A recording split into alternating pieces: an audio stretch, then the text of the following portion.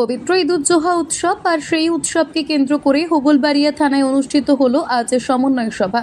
এই সমন্বয় সভায় উপস্থিত ছিলেন হোগলবাড়িয়া থানা এলাকার একাধিক মসজিদের ইমাম এবং বিশিষ্ট মুসলিম ধর্মাবলম্বী মানুষ। এলাকার বিশিষ্ট জনেরাও ছিলেন উপস্থিত ছিলেন করিমপুর থানার সিআই সাহেব এবং তেহট্ট এসডিপিও হোগলবাড়িয়া থানার ভারপ্রাপ্ত অধিকারী দীপঙ্কর মণ্ডল। এই সমন্বয় সভার কারণ হলো উৎসব ঈদুজ্জোহা। সেই ঈদুজ্জোহা উৎসব সকলে যেন শান্তি শৃঙ্খলা মেনে উৎসব পালন করে।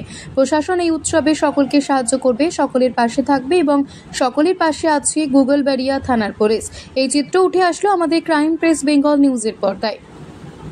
নদিয়ার করিমপুর থেকে অর্ধেন্দু মালাকারের report, crime press Bengal news.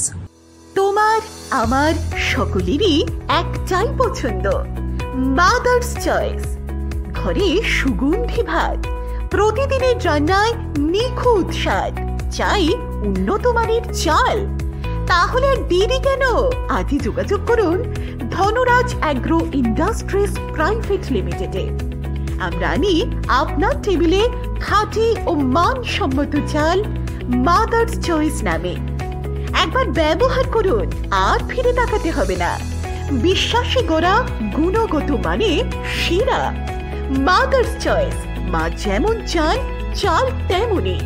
যোগাযোগের জন্য এখনই কল করুন 8509752023 এই নম্বরে।